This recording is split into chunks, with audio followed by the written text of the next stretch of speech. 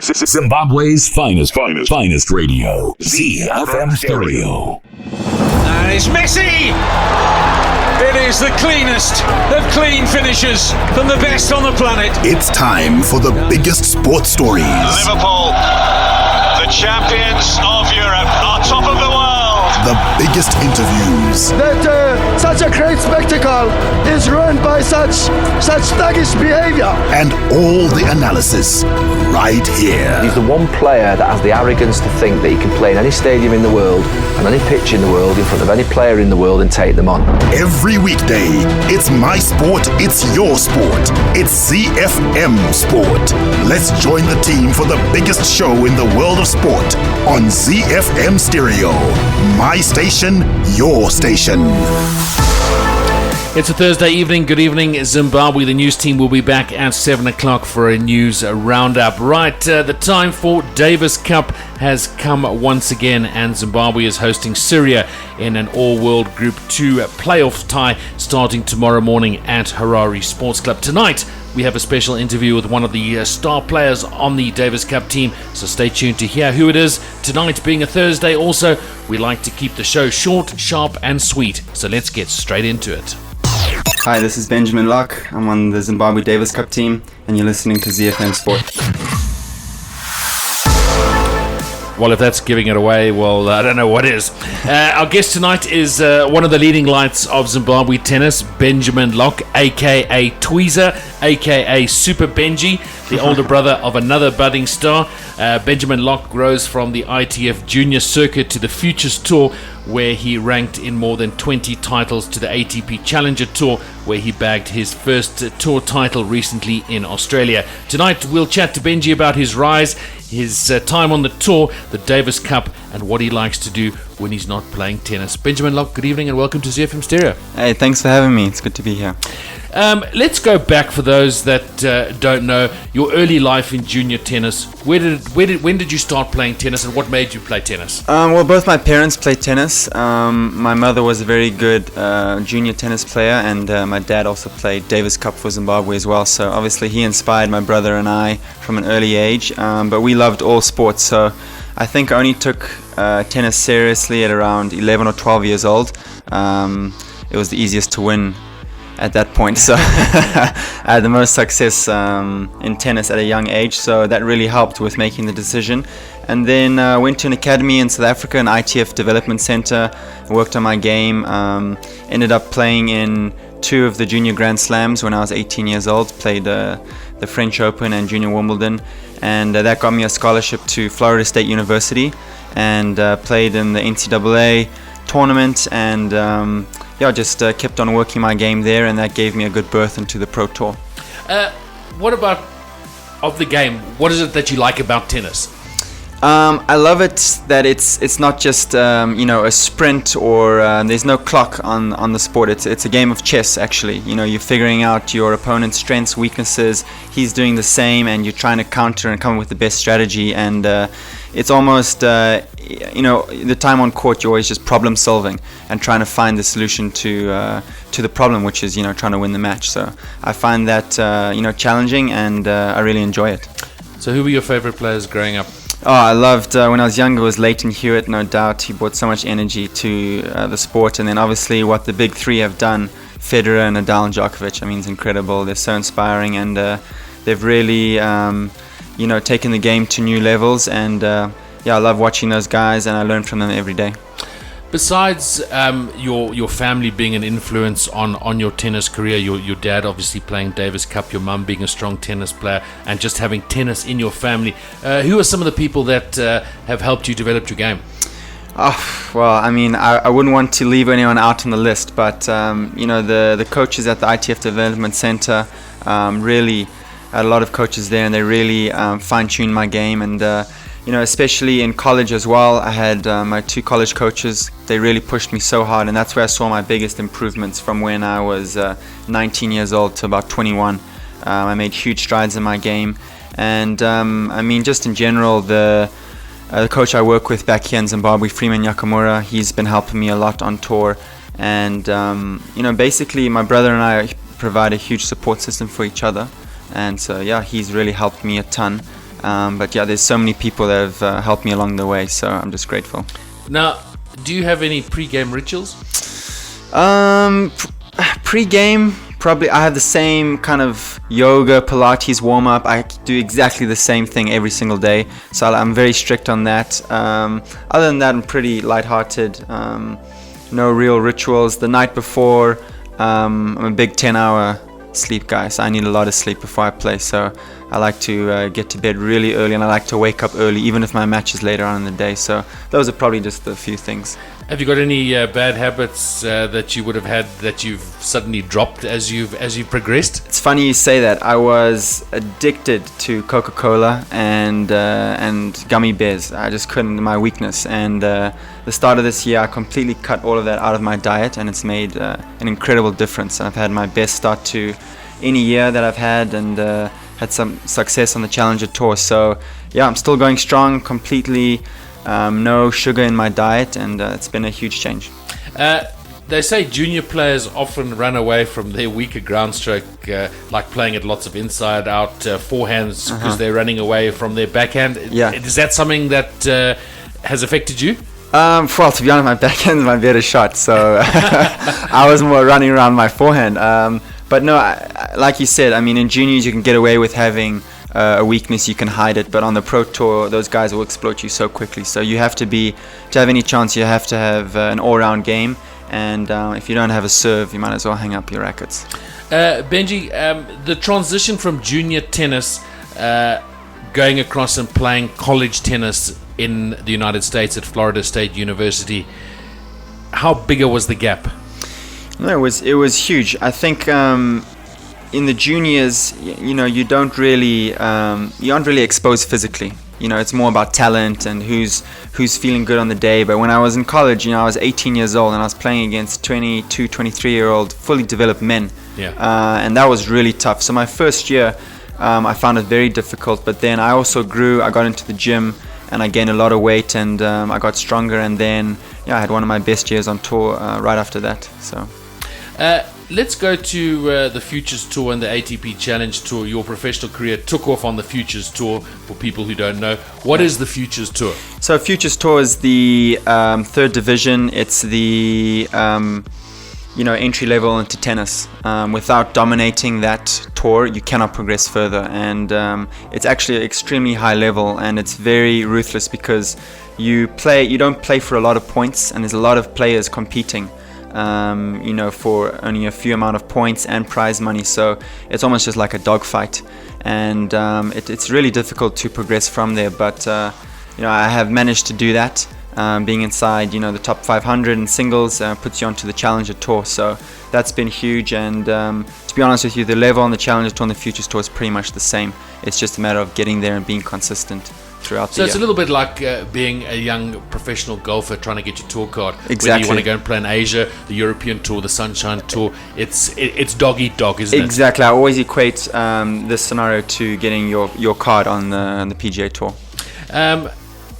How would you describe your time on the Futures Tour, where you obviously won a couple of singles titles and 26 doubles titles to be exact? Yeah. Do you think that was the correct course for you, and you've got no regrets that you did that?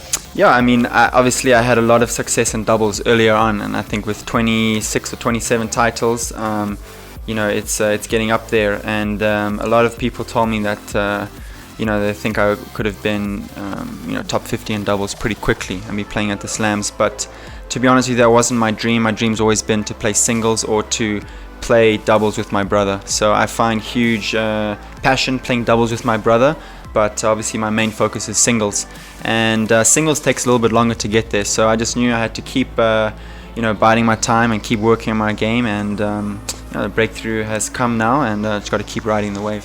How do you manage all the traveling? Very, very difficult. We have a travel agency for the last 18 months we've been working with, so they really help us out. Before it was an absolute nightmare. They've made our lives so much easier, so that makes it a lot less stressful. What would you say is the most challenging part of playing on the Futures Tour? I think it's finding your day-to-day lunch and dinner spots. I think it's very difficult. We travel to so many different countries, so many different cultures, and I can't really find all the food that I want to eat at the specific time and the specific place that I'm at all the time. So that's very difficult. So you have to manage that. And I would just say, for me, the flying, 6'7", traveling, on the aeroplane for 14, 16 hours at a time, it takes its toll. Yeah, so you would know. Okay, so if I had to say to you, which has been your most favorite destination that you've played in thus far in your career, where would you say I could actually like to go back there and put my tennis racket away and just have a holiday? There's a lot of great tournaments that come to mind, but the specific place, I would say the island of Corsica. It's in the Mediterranean Sea, just off France and Italy. We played in a city. I played with my brother last year in a tournament there called the Giassio, and it's an island in the Mediterranean. Can't really go wrong. Now, you've had a few partners on the tour, and your brother Courtney being one of them. How would you describe the impact and the influence of playing with your younger brother on tour? Well, at first he was still in college and I was playing by myself on the tour, and it is extremely difficult to change a partner every single week. You feel like, you can't really get momentum, and it really helps to know the person, their character, their styles of play. So, without a doubt, playing with my brother is the easiest thing to do. It gets to a tough point in the match and we don't need to say anything, we're just in sync. We know exactly what we're doing and we can trust each other to make the right decisions, so that's huge. Do you argue? A ton. We argue a lot off court, but it's healthy because we both push each other so much, and he'll point out an area that I could improve on and I'll do the same to him, and that's why we're improving, so it's a good thing. Okay, so now you've gone from the Futures Tour to the ATP Challenger Tour, and you've obviously recently won your first title on the ATP Challenge Tour, being the Launceston International a few years ago in Australia. How was that experience? That was unbelievable. That was part of the Australian Open Pro Series, so it was a ton of good players there, and I got in last second into the tournament, so I had to get on a flight from California. Flew all the way over there, didn't have much time to get used to the conditions. We saved match point in the first round of our doubles, and then we ended up winning it, so it was a dream week. Your expectations on for the rest of the season and on tour? We're going to come to the Davis Cup in a moment. What are your expectations? Well, now that playing full time on the Challenger Tour, I've been winning there quite a bit, so I'm feeling really confident. It's just to continue to develop my game and to play with more top players inside the top 100 as well, get used to their level, and to be better than them. So just have to keep pushing myself. The main thing is to stay healthy. But I decided this year not to look at set myself any specific goals, but for all of them to just be performance orientated. So if I'm improving and playing the way that I want to play, the results will come. Okay, let's get on to the business at hand, because you're in Zimbabwe for a special assignment, as it were, to play Davis Cup tennis tomorrow. Now, Davis Cup is back tomorrow against Syria. Now, let's just look at the preparations as a team. When did you all come together? How have the preparations gone? They've been great. Half of the team was here already this weekend. My brother and I arrived on Sunday, so we've had 4 or 5 days to practice and get used to the conditions. Actually, we were playing in tournaments with similar elevation to Harare, so that's been the biggest help for us. It has not been an adjustment at all, and we've had really good practices. I was feeling really good on court that today. Just decided to take it easy. We only hit for about 40 minutes and then wrapped it up, so I think we're very excited. Syria is a heavy underdog for sure. We don't know much about them, but it's sports. Anything can happen on the day, so we have to take care of business. Yeah, because the ranking is pretty close. We're pretty close to them in the world rankings. Yeah, for sure. And I think the world rankings are a little bit inaccurate. That's why they changed the rules this year to, instead of regional, Europe, Africa, now they've made it world. Because if you look at the individual rankings, on paper we're much better than them, but I think everyone plays better in Davis Cup when you're playing for your country, more inspired. So they will play better than what a lot of people think, but I still think if we play our normal game, we'll be okay. Okay, you're going to let it out the bag. The draw has been done. Tell us what the draw is. So Takani is going to start us off. He's playing the first match. He's playing against the number 1 singles player from Syria. The match is at 10 a.m. It's an early start, and then I'll be playing right after him. And we're happy with how it came out. I think both of us are feeling pretty confident. So I think it's always better to play first. You get your job done, you get to support your teammate. If you're playing second, you can't really be in the stadium. You kind of have to be in the locker room, preparing yourself mentally and conserving your energy. And obviously Saturday, you and Courtney will play the doubles, and then Sunday will be the reverse singles. Yes, so we're hoping we can get a 2-0 start in the singles and then wrap it up with the doubles. I think doubles is our strongest point. Courtney and I have won a ton of matches on that specific centre court over the many years, from juniors to futures tournaments. So we feel very, very comfortable there. So we'd love to clinch the tie with the doubles, but if not, then we'll play the reverse singles. What does it mean playing for your country? It's the biggest privilege. It's an absolute honor, and these are always some of the weeks I look forward to in the calendar year, playing Davis Cup, and to play at home is so special. We don't get to play here often, so just really grateful. How are you finding this new Davis Cup format? It's a little bit confusing, but do you think we'll all get used to it, and it's a better format? Yeah, I think any change is a little bit confusing, and I think it's going to take some time, but after 2 years with this system in place, I think it's going to be great.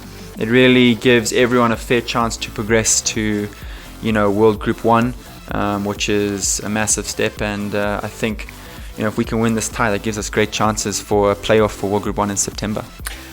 Let's go away from tennis now, and what do you like to do in your spare time? How do you relax when you're away from the game? I absolutely love the beach.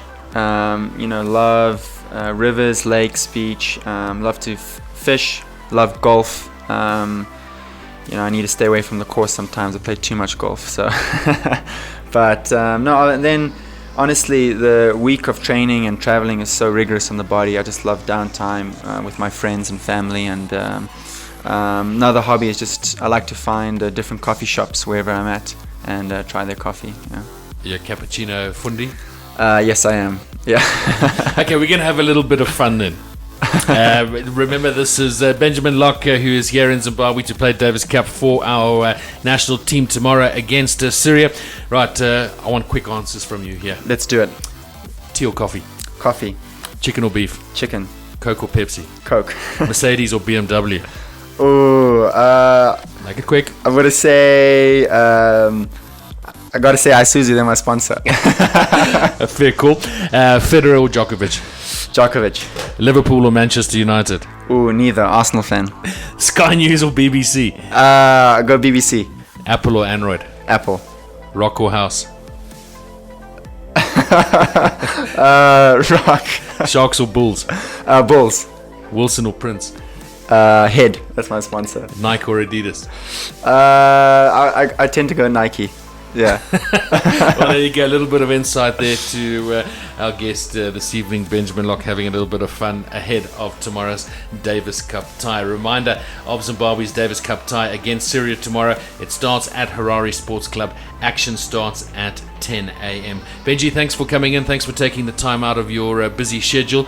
We wish you, Courtney, the rest of the team, all the very best. Zimbabwe will be rooting for you. And let's hope come Sunday afternoon it's a resounding victory for Zimbabwe in the Davis Cup. No, thanks so much. It's a pleasure to be here, and I hope the same. I'm sure it's going to be a great weekend of tennis. All the best.